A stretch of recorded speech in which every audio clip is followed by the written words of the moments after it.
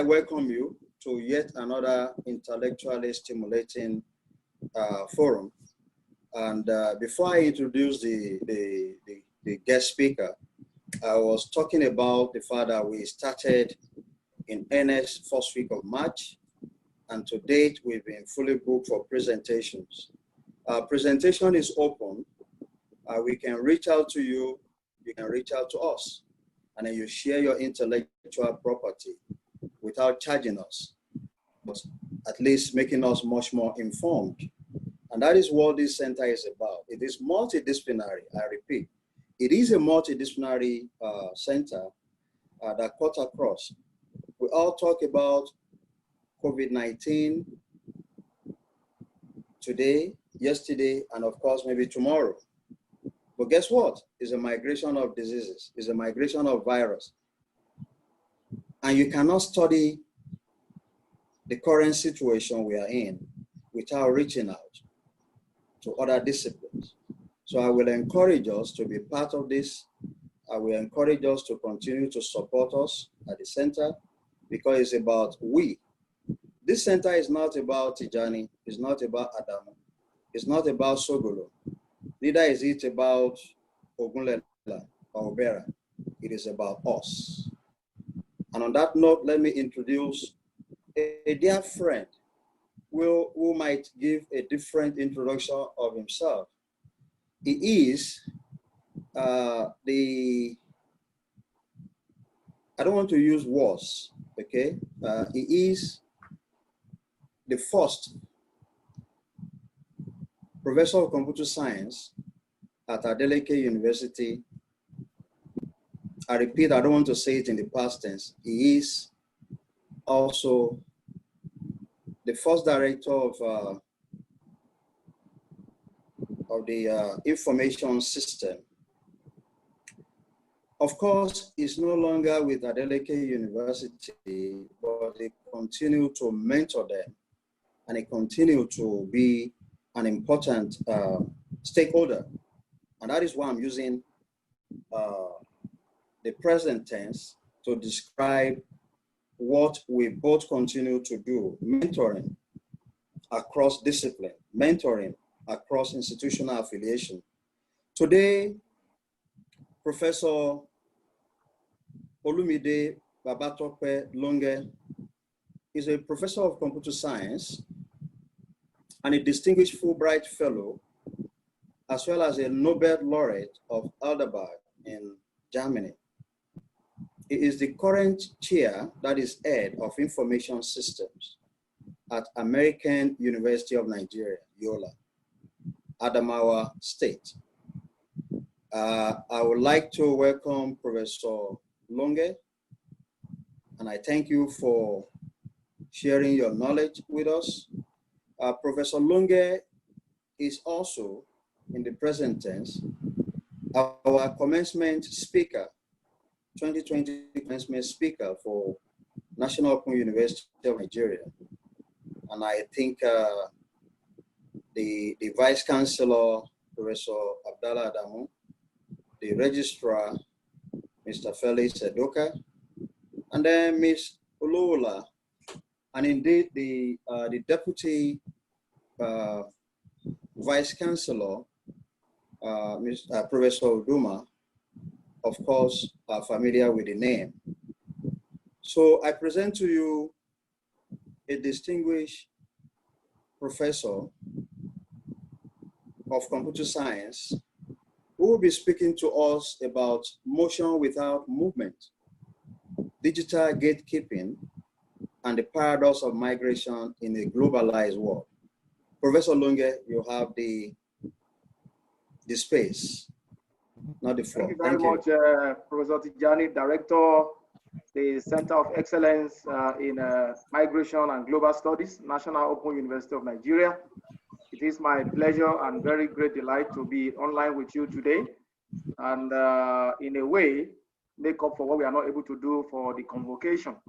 I'm optimistic that COVID will pack its back and go. As you have said, it's a migration problem in a globalized world, and we get into a new normal. We cannot say we are going back to the usual normal. We get into a new normal. I want to thank the management, the principal officers of the National Open University of Nigeria for the prior invitation, and this one also for finding me worthy to be able to share my knowledge with teaming colleagues and students at the National Open University of Nigeria. I also want to specifically appreciate the Vice Chancellor, the Deputy Vice Chancellor, the Registrar, and every other member of the administrative team that are online today. Also, I want to appreciate Professor Tijani. We have come a long way, starting with our multidisciplinary enthusiasm back then in 2003 when I was lecturing at the University of Ibadan. We started pushing this gospel. It was very difficult to sell, but today we were able to see where the world will go. And today, this is the way the world is going. Incidentally, 2 or 3 days back, or 4 days back, I got a document from TED Fund also initiating multidisciplinary research and calling for proposals and grant submissions. And so this is the way the world is going. We all must come together, think together, reason together.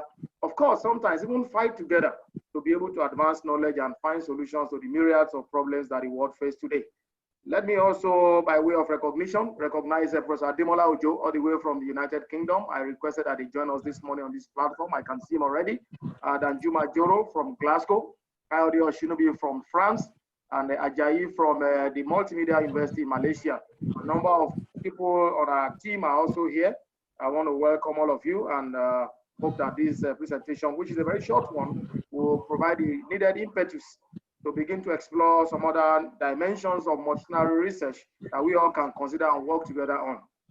Finally, by way of introduction and greetings, I want to appreciate the National Open University of Nigeria. The National Open University of Nigeria, of course, I'm a stakeholder as a one-time facilitator, external examiner, different kinds of things, external assessor and things like that, is continue to blaze trail, even where angels dare to tread. I'm saying this because the number of centers of excellence we are seeing in now is beginning to challenge even long-standing and old conventional universities in our country. For instance, I'm aware and I'm a part of the Se12 group, the African Center of Excellence for Technology-Enabled Learning, situated and domiciled at the National Open University of Nigeria.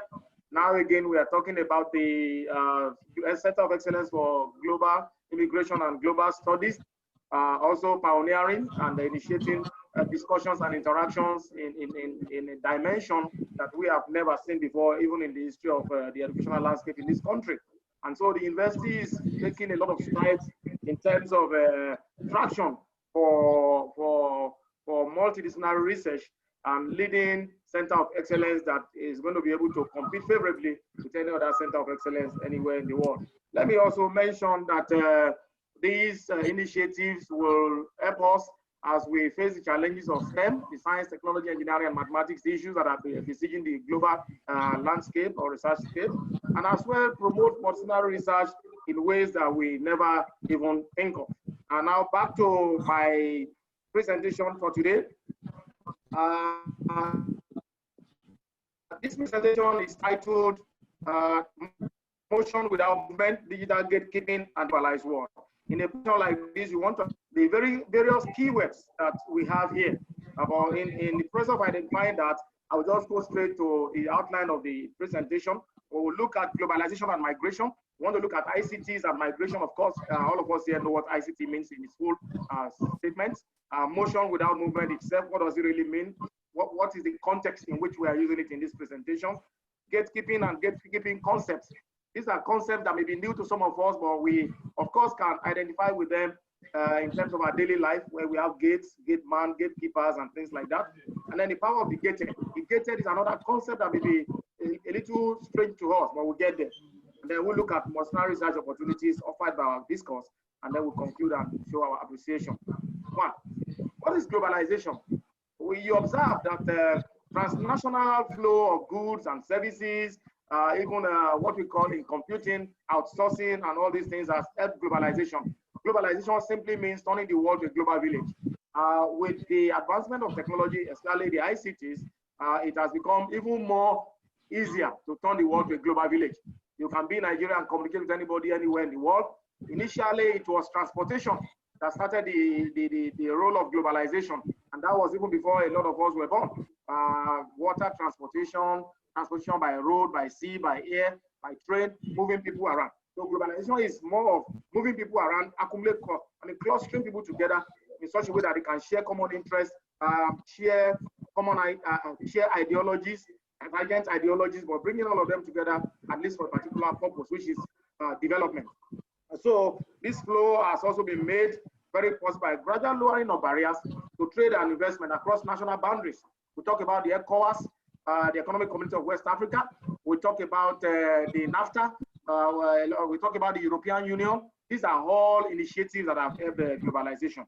However, despite all these initiatives that tries to bring people together to trade, to exchange ideas and things like that, when you come to the academic landscape, you talk about research exchanges like Fulbright, MacArthur, Humphrey Fellowship, MIT, have all these kind of fellowships that we go for, Commonwealth Fellowship. Despite all of this, we have challenges with the issue of allowing people to move from one place to the other. There are always policies, legal issues that restrain people from moving, relocating from one country to the other. Moving from one place to the other is actually migration. And so, as noted by the World Bank in its report in 2018, Globalization, Growth and Poverty, while countries have sought to promote integrated markets through liberalization of trade and investment, they have largely opposed liberalizing migration policies. And so people resist migration policies because you look at the economic implications, the social implications, the what I can call also war implications.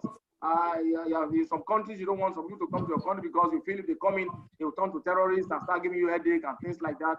You look at social security in the US and social benefits in Europe, places like the UK, like Canada, places like Germany. You don't want people to come in too much so that they will not stress out the social welfare system. And so these are impediments and militations against globalization and migration.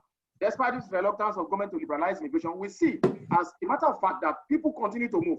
When you compare the statistics in 1990, there were an average of estimated 120 million people living outside of their own country, their own birthplace. As of 2012, the estimated number of people living outside of their own country has even doubled. And I'm sure as of today, we could be counting as much as quadruple or triple, as a result of so many other factors that we cannot begin to explain here. Some of them being economic, some being war, some being relocation, some being even natural disasters. These are things that are actually expose migration and globalization. Now, today, in the days that we live in, we look at ICTs and migration. How has ICT helped migration? ICT has helped migration in so many ways. Before people leave their country, they have an idea of what they are going to do in other places. They have an idea of the nature of those other countries by reason of going online and checking out specifics about cities, about towns, about villages, about culture, about food, about the people, about tradition. ICTs give you the opportunity, the leverage to check out details of places you intend to migrate to. Whether it's a short visit, whether it's for resettlement, whether it is for full immigration, ICTs allowed you not only helping you to know what happens in those places, but also providing you with detailed information about engagement, schooling, job opportunities, the weather, the natural resources that are available in these places, the nature of the people, the tradition of the people, the entertainment of the people, advertisement, everything that you need to know about these places. ICTs give you the opportunity to check them out. Facebook, there are specific websites where you can check out specific details about countries, and you get the information that you need on a platter of gold. Unfortunately, this same ICT that gives this opportunity always have two sides of the coin. It also include, there could be false information. About 2 or 3 years ago, it was very popular in the news, what we call fake news. There could be false information, perpetrated or spread online to lure people. And sometimes also there are deliberate acts by a group of criminals to actually post information that are not genuine, just to lure and attract unsuspecting would-be immigrants. And this is what leads us to the issue of trafficking, ICT-based trafficking, where people set up websites. We get all these text message and news all the time. We get it online. And Canada needs 20 million people. People go online there and begin to give them their personal information. They get defrauded. Some of them get carried away into Europe, into Libya. They want to cross the ocean, they drown. These kind of things are also seriously enabled by ICT. Perhaps we need to mention also the reasons why people want to migrate. Some want to migrate for economic reasons. They want a better life. Some want a better environment. Some are trying to run away from poverty. Some are trying to run away from instability in their country, war-torn environment. And some just want to migrate because they idolize the places they want to migrate to. And so, like I said earlier on, ICTs have been used to negatively misinform intending migrants and lure them into unethical online and physical conduct. So, human trafficking for ransom is a new form of trafficking facilitated by digitally supported communication. Human trafficking for ransom. People traffic people. They give them phone, call your people at home, they tell them you have been arrested, you are kept in a cage, they must pay so amount of money. All these are beginning to impact on globalization and immigration. So these are facilitated by digitally supported communication to explore vulnerable persons who are economically disadvantaged or affected by war, terrorism, or displaced. Now, what do we mean by motion without movement? In criminological theories, there is a theory that's called theory of crime displacement. There's also another theory that is called theory of routine activity theory. There are several theories, crime theories that were borrowed from sociology. These theories explain why people act the way they act. For instance, the routine activity theory says that when something becomes a routine, it creates enough room and vulnerability that enables criminals to take advantage of it. What do we mean by that? For a crime to occur, 3 conditions must be available. In mathematics, we call them sufficient and necessary conditions. 1, that must enable criminals to take advantage of it. What do we mean by that? A crime must be a motivated offender. 2, there must be a suitable target. And 3, there must be lack of guidance. A motivated offender could be a trafficker. A suitable target could be someone who is willing to migrate. And lack of guidance may be the lack of knowledge or understanding of the dynamics of migration as understood by the intended migrant. Now, the one who wants to migrate you, the one who wants to stand as criminal, to use IT to facilitate migration in such a way that it can begin to acquire unethical gains from such migration, does not need to live where he is. That's what we call motion without movement. He doesn't need to displace himself. The crime displacement theory actually explains that, because it says that crime can be displaced. And what that simply means is that I can be, unlike the conventional crime, if you want to steal or commit a crime, you must be at the point, at the location where you want to commit the crime before you can commit it. But in crime displacement theory, it says that you can be in one place as applied or as applicable to IT and commit crimes hundreds of thousands of kilometers away.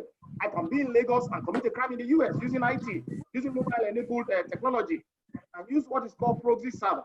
That makes it appear as if I'm in the US while I'm in Lagos. You get some calls these days, you see the number calling you, it's as if somebody's calling you from the US, but the person is not actually in the US. It's right here in Lagos, it's right here in Adamawa, it's right here in Nigeria. And so that is motion without movement. Something is happening, things are happening. There is no displacement. The difference between motion and movement, when used as noun, is that motion itself means a state of progression from one place to another, whereas movement means physical motion between points in space. So in this case, there is no physical motion. It's just like rotating, swinging like a pendulum in one place, and you are making things happen. So the two sides of the coin are in consonance with our discourse. A lot of lives have been brought via ICT-enabled communication, even without the perpetrators leaving the comfort of their homes and offices or their nations. And information passed across to so many intending migrants, misinform them, making them worse off after migrating. Yeah, we have seen that. We see examples in the TV. Nigerian migrants, African migrants drowned in the sea, drowned in the Mediterranean. Some of these people were misinformed. And those who misinformed them did not even leave the comfort of their rooms or the comfort of their homes. And they make merchandise of them, they make money of them. So the result is motion without movement on both sides of the divide, one to the advantage of the criminals and the other to the disadvantage of the migrants. And we look at ICT-enabled trafficking.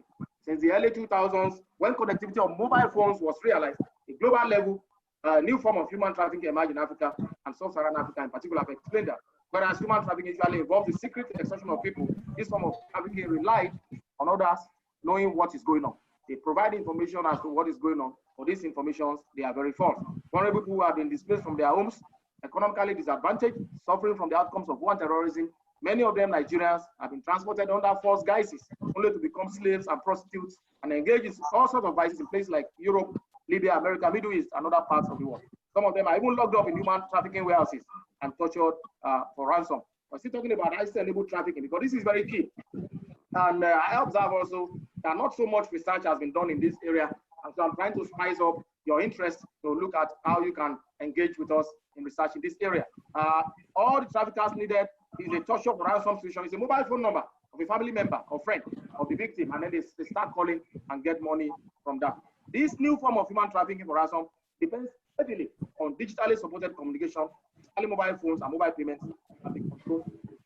The only news is this: the Center of Excellence for Migration and Global Studies will need to take leadership in this country, in these areas. We have a lot of Nigerians, return from Libya, return from this, return from that, coming home. The Center of Excellence will need to seek for grants to be able to have interaction, study these people, engage them, collect data about them, and be able to advise as to what can be done to mitigate against some of these activities, either now or in the future. And that is what this is all about, just spicing your interest. Now let's go to gatekeeping. You would remember or recall that the title of this paper is Digital Gatekeeping and the Paradox of Migration in a Globalized World. You will recall that. And so we need to look at the word gatekeeping. What does it really mean? Gatekeeping comes to the fore as the base for ICT-enabled migration challenges in the 21st century. It can be broadly understood as the control of information passing through a gate or filter. And this is where the research comes in. We should be able to hold intermediaries responsible for what is passing through their network. What are they doing with it? The information they have, are they sniffing it? And then if they are sniffing this information, what are they gleaning from it? How can such information or unexpected traffic, spurious communications that is being flagged by their system, how does it impact on globalization? How does it affect us as a nation? What can we do as a nation, gleaning from this information to be able to mitigate some of this globalization and migration problem? Essentially, gatekeeping is judgment or decision making about what information should be gathered, evaluated, and ultimately shared. A lot of us are gatekeepers. When information comes to us, sometimes the husband does not tell the wife what information has come to him. He or she may share it much later when he feels that the woman has the mind, the ability to take it. Sometimes you don't tell children about certain things. I've had experiences where a student's parent died and they were writing exams as the head of the department. We just kept it on the exams are over because releasing that information at that time would do another damage. The man who is dead cannot be woken up, but the student will fail and then he will come back to write the carryover. And the man who will pay the school fees is already gone. So you complicate the issue. So many practices disseminate information to engage with the public across communication networks. The concept of gatekeeping has gained wide application in multidisciplinary domain. What we are saying is that gatekeeping is everywhere. For instance, let's take the issue of COVID. COVID-19 is a migration problem, it's a globalization problem. It was brought to so many other countries from a particular country where it happened. Assuming there were no flights, assuming there were no train transport, assuming there were no sea transportation, so this COVID would have been contained where it started. But because we are living a globalized world, people move at the speed of light, not crossing continents even within weeks. People can cross 4 or 5 continents in a week.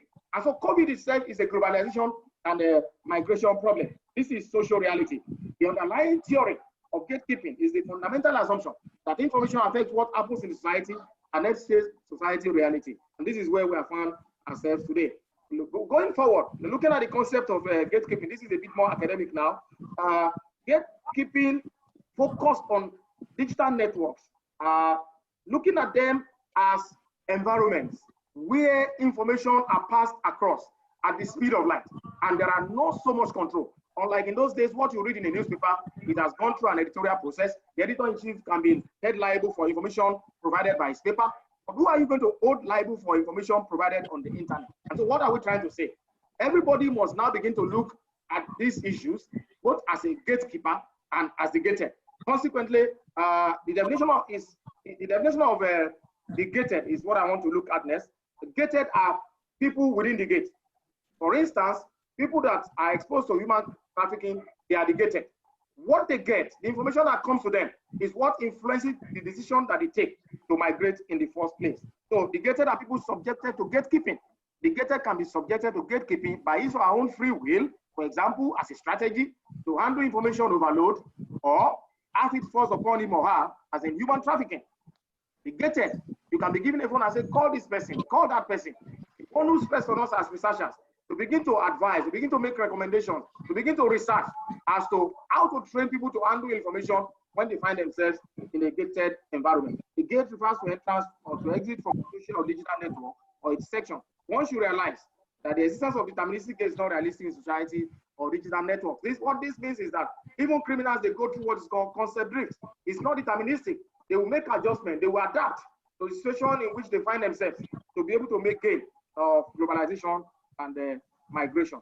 Advancements in technology and gatekeeping, advancement of the internet and other new technologies challenge scholars to re-examine the concept of gatekeeping, especially its applicability to today's technology-mediated environment, migration, and a globalized world. In fact, some researchers believe that since journalism lost its monopoly in news production and distribution, all kinds of information is now readily available on the internet, making gatekeeping a very vulnerable concept.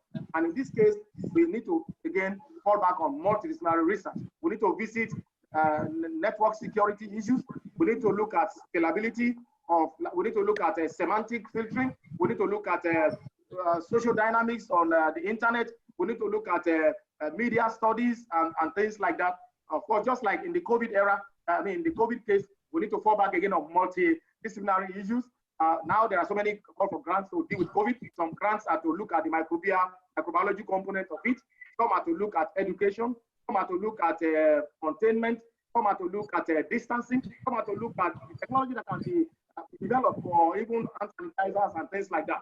So each of these problems that emanate from globalized issues throw on us a tantrum that demands that we come together as people from different variety of domains and work together to provide a solution.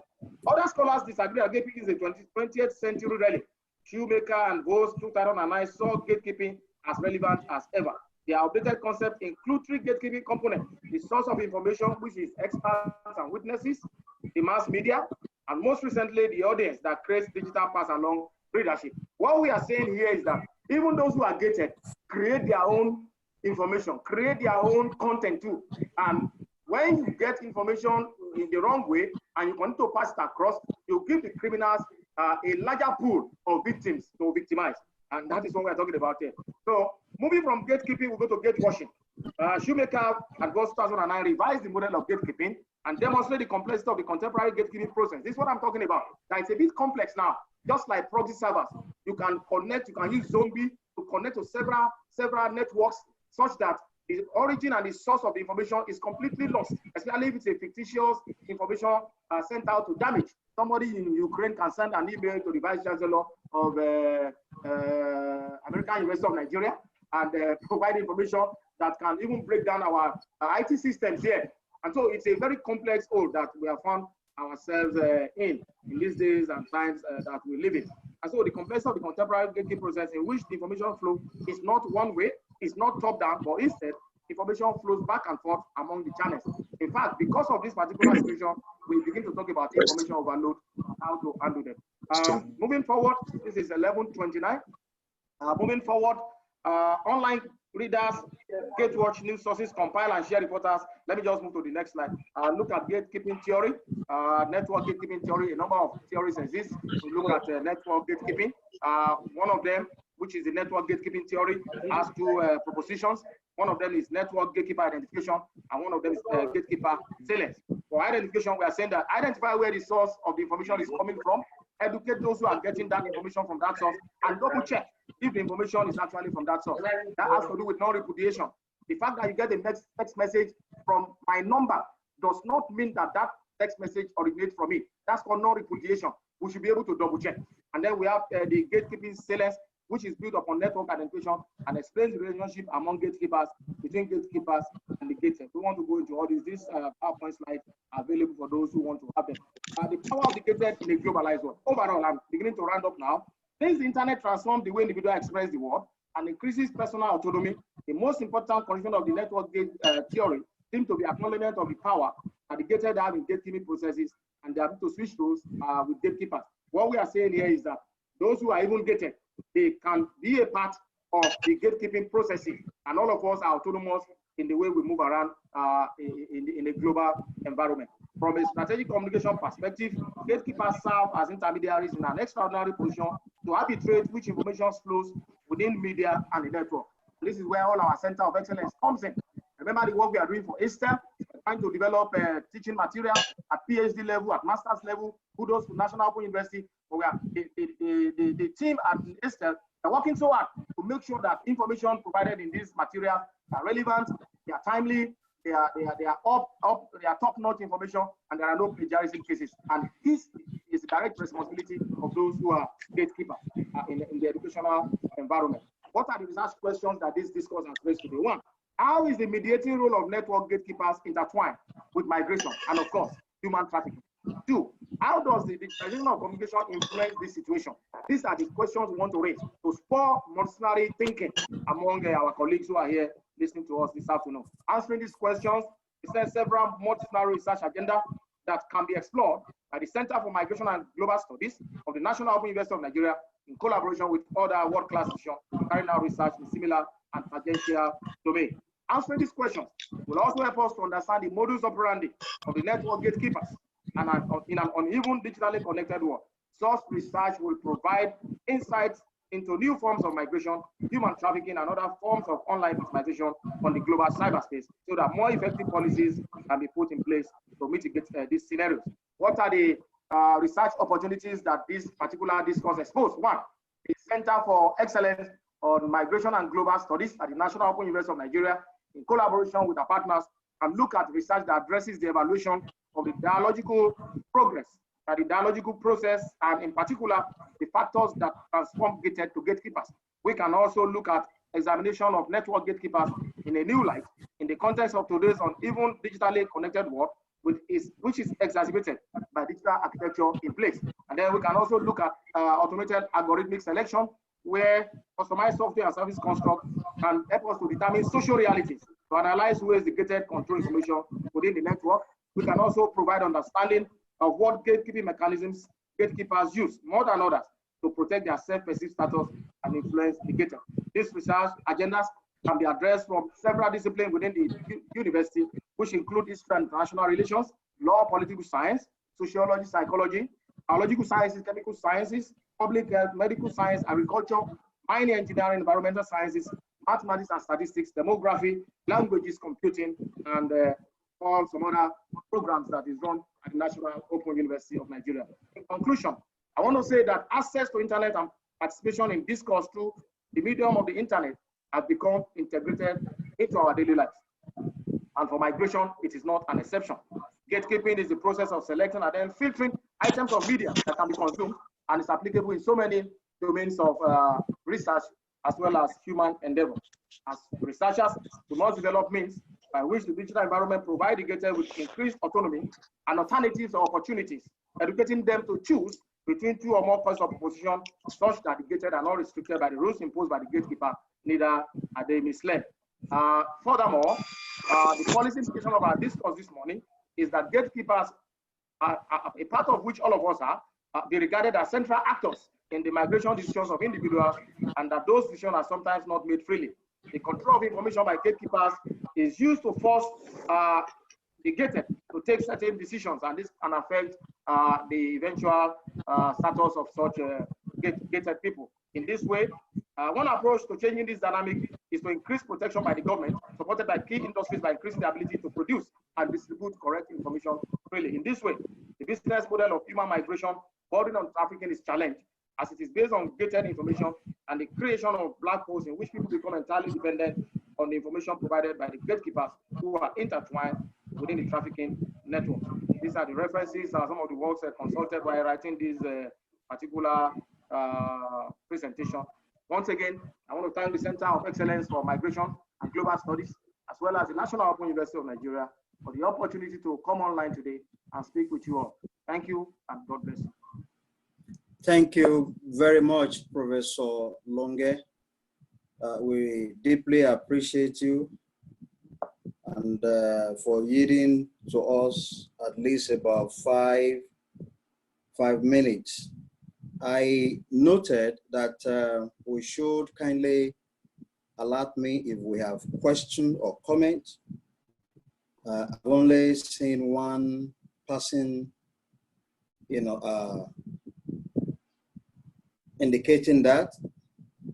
Please, you have to chat in the chat room. Just let me know, and please do not unmute yourself. If you unmute yourself, I will put you in waiting room. I just did that for one, Mr. Dr. Lawale, because he joined us late and unethically was unmuting himself. So please let us respect and follow the ethical guidelines. I want to thank Professor Lunge. One thing is certain, I did not know you would be dressing like an Adamawa man. And I think it's just divine provision that I put on this today also. We didn't discuss that. Let me also tell you that we've been looking forward to partnering with you and your institution. One of the things that the Vice Chancellor, Professor Adamu, has really guided us at this center and giving us some of the information how to go about it for sustainability is the issue of grants. And I thank you for giving us a clarion call, and you can bet I will be in touch. And I know that you will not disappoint me because as you rightly mentioned, I think I have known you since I poached you from UI in, is it 2013 or 2012? We were going for accreditation and we needed you. Maybe UI has not forgiven me, I don't know. But we did not make any error. Neither have we made an error inviting you today. We thank you very much, sir. The first question will come from Dr. Williams. Dr. Williams indicated, and then the second question or comment will come from the Vice Chancellor. He has also indicated. I have not seen any other, one chatting. Okay, someone just said I have question. Dr. Tata. I have a question. Who is this? Who is this, please? You're not looking at my own, but is this Professor Emeritus Sogolo? Yes, please. Okay, sorry, sir. I was not scrolling.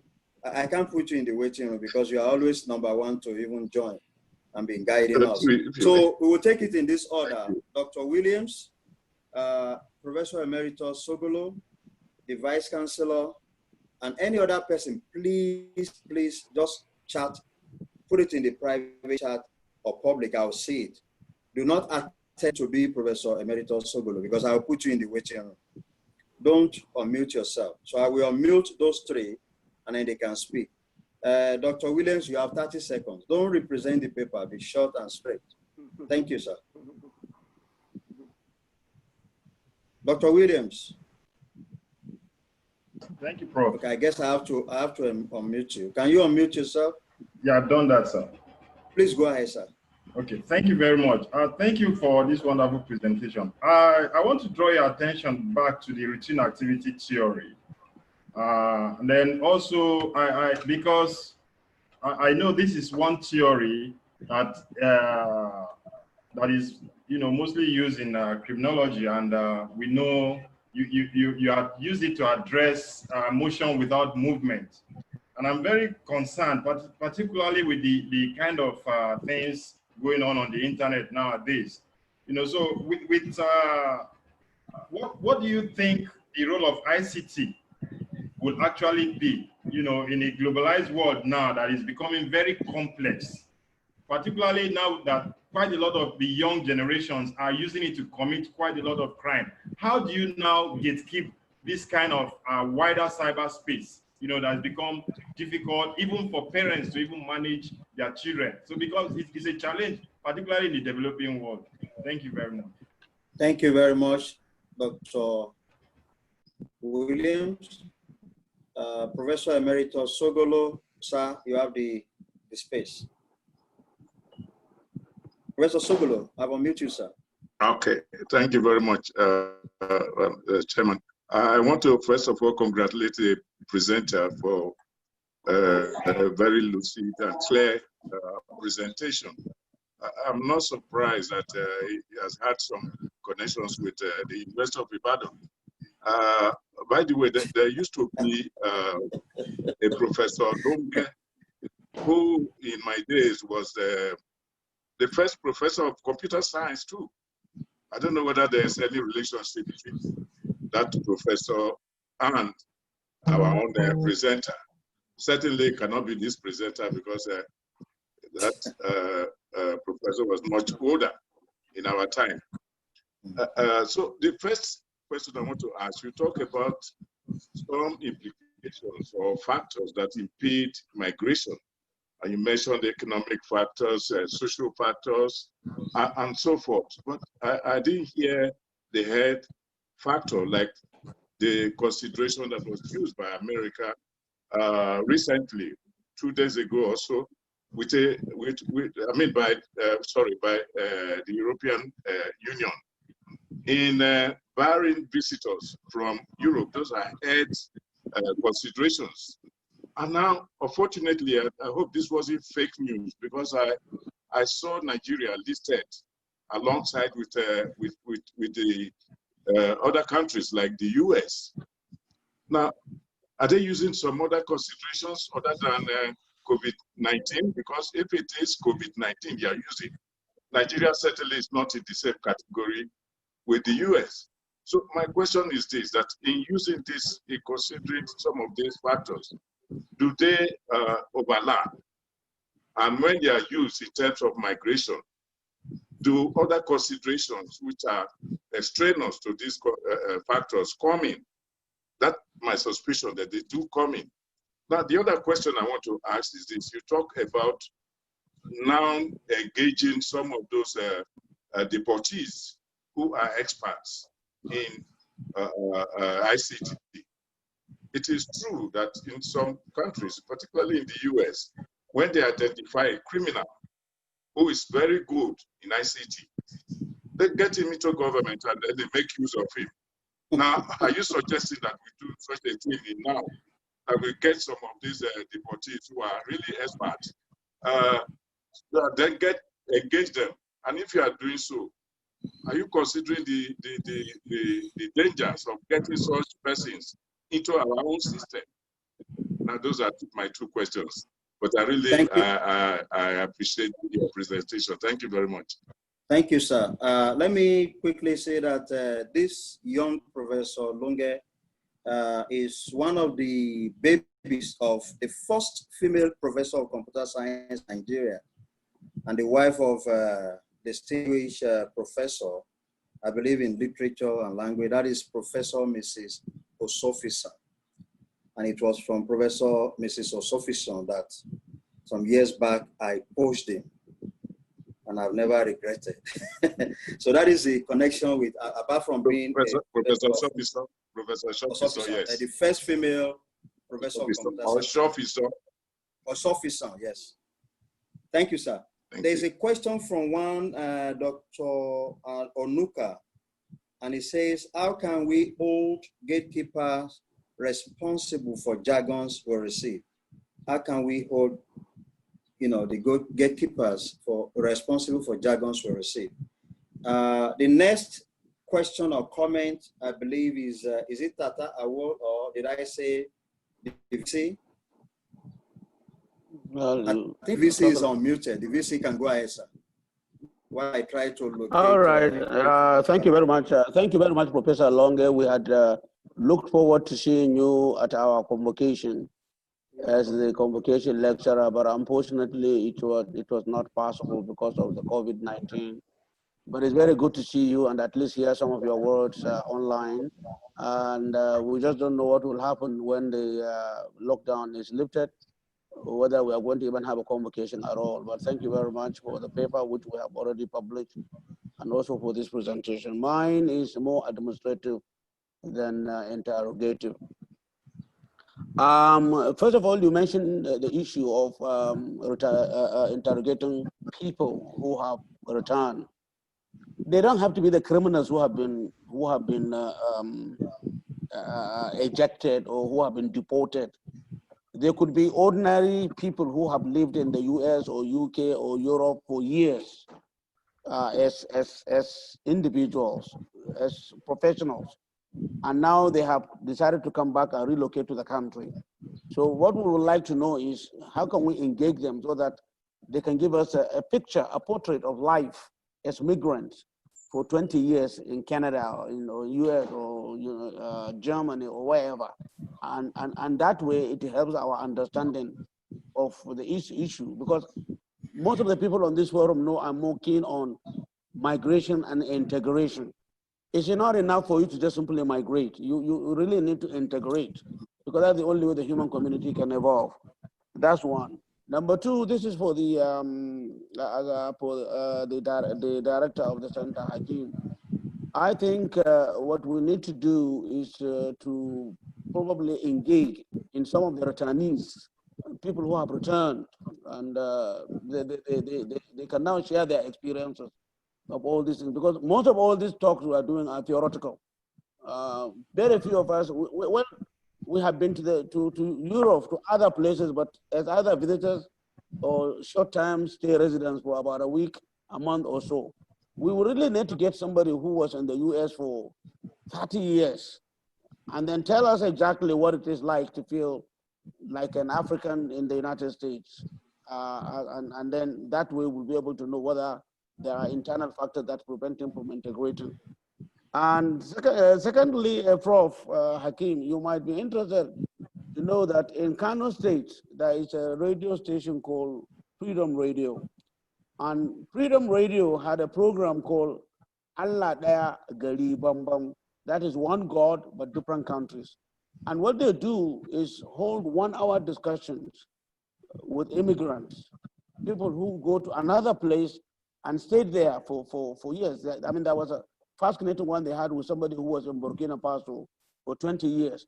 And he was telling us about the food they eat, the clothes they wear, and how they were perceived. So you have something like that, multiple ideas, multiple perspectives from people who have lived in different countries.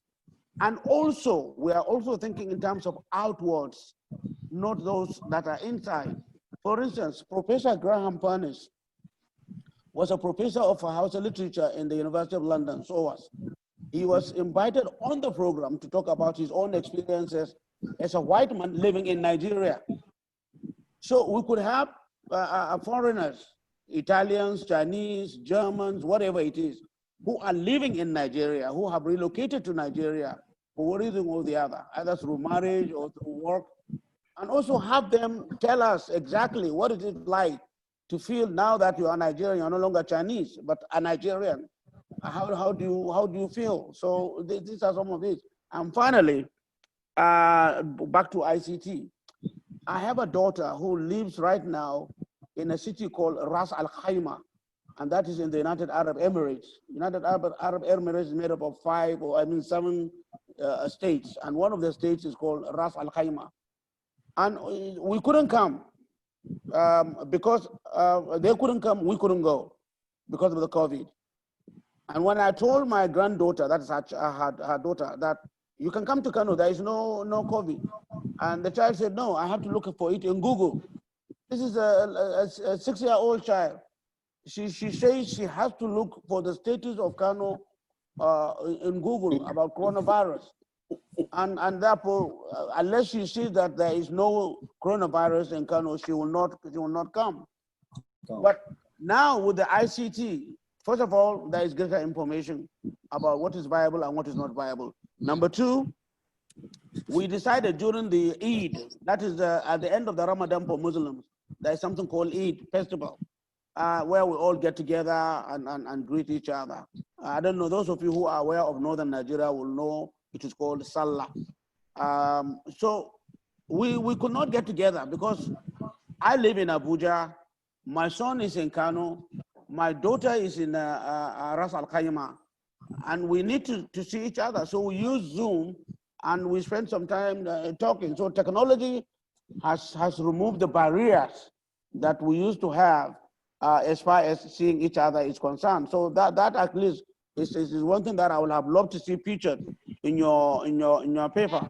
That it's not just about the infrastructure of government technology, but also about technology and migration and how families are affected. Not just the criminals, but families are affected. And finally, the old man Sogolo raised a very, very important issue about criminals. I know you're an old man, very, very old. 90 years old. And he picked up this issue of criminals. We arrested one hacker at National Open University of Nigeria. This guy is amazing. He has 6 houses in Dubai that he's renting out. He is super rich, and he hacked our portal by making payments into our portal.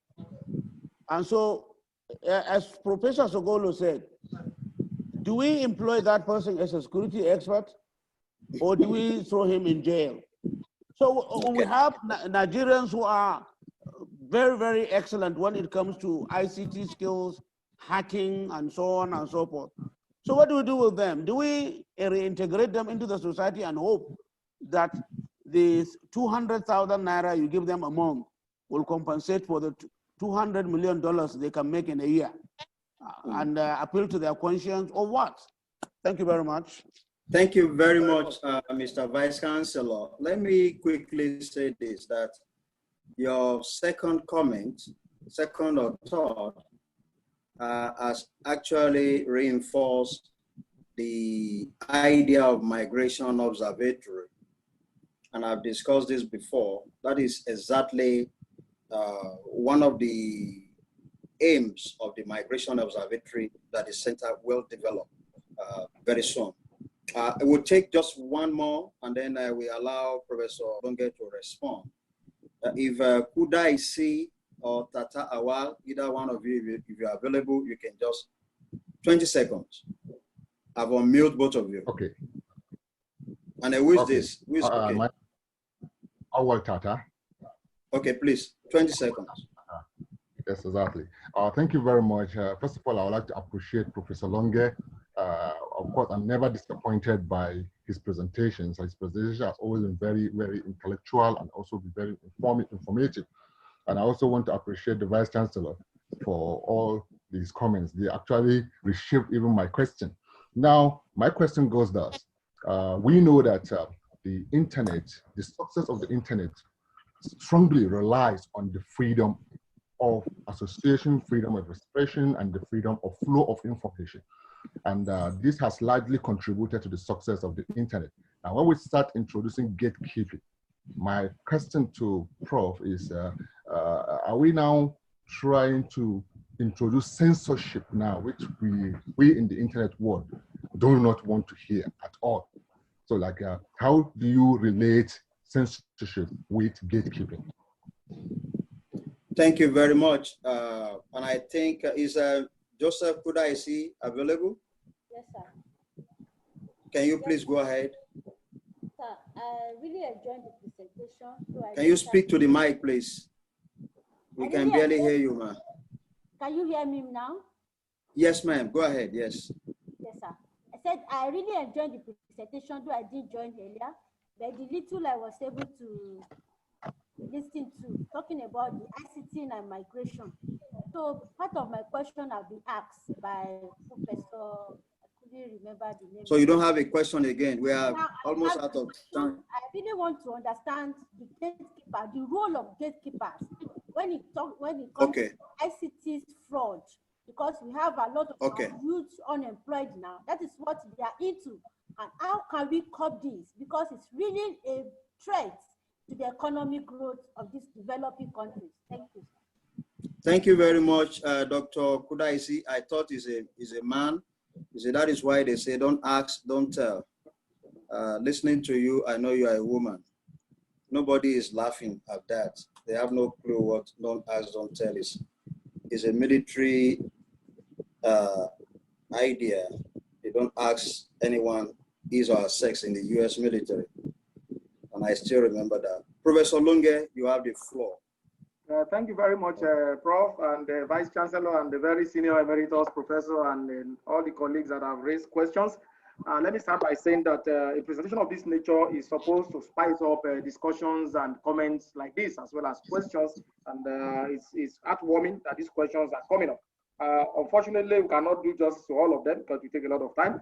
But I will say this, that I've noted all these questions down. I will do some responses in writing and send it to Prof. He can share it, but let me respond to the things I can respond to now while we are still online here. I'm sure we have about 5 minutes to go. For the Vice Chancellor, he has already answered part of the most senior emeritus professor talking about the criminals themselves. Actually, in my presentation, what I was alluding to basically was those immigrants who were deported or who came back for one reason or the other. And I felt that one of the reasons why this center was established, sometimes you establish a center, all the reasons don't come up in one day. Some of the things that we have raised there are things that the center need to begin to look at by engaging the Nigerian Immigration Services, by having representatives, maybe, I don't know, maybe on their board, maybe act as an advisory agent to these agencies, and the agency carries them along when they're having such operations as the Vice Chancellor already mentioned. I think the center will do well to align with the Nigerian Immigration Services to provide additional insight and intellectually stimulating insight that would help them not only in terms of immigration, but also integration. Answering the questions about engaging the deportees that are criminal. Well, society has its rules and laws. The one who violates the law will take the punishment for it. The fact that you are in AUN here too, we had a case, I think last year, when a boy hacked our system and there was dilly-dally about whether the boy should be allowed to stay or not. The university expelled him because he has criminal intent. This same knowledge that you have, you can as well convert it to productive energy that will help us to advance purposes and create better IT tools. The society doesn't have a place for those who violate the law, even though they claim to have an exceptional intellectual ability. It's just like asking that if someone is a genius and he goes about shooting guns and killing people, we should keep him in the laboratory. He will eventually kill those who are in the laboratory. So science and character certificates are awarded for character and learning. Science and character also goes hand in hand. If you don't have the patience, if you don't have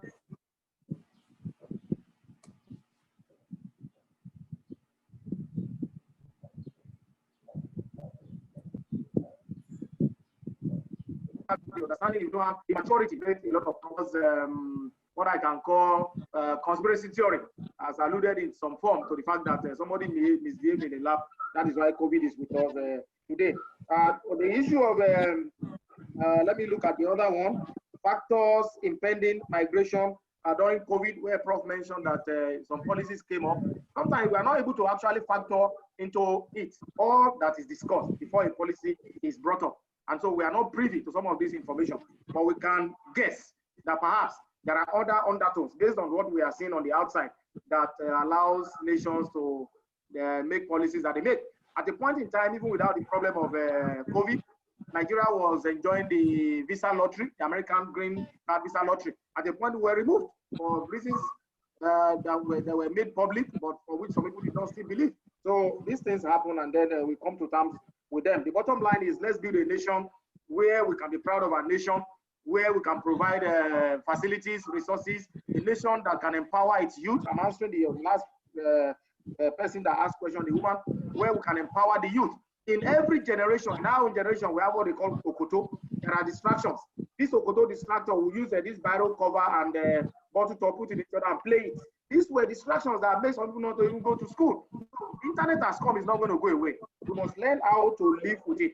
So if we create, if we just like the center that has been established now, this center has been established for a purpose. Those of us who are enthusiastic about migration studies, about global studies, we can interface with this center and find expression for our potentials, for our knowledge, for our understanding, collaborate together and do some good work.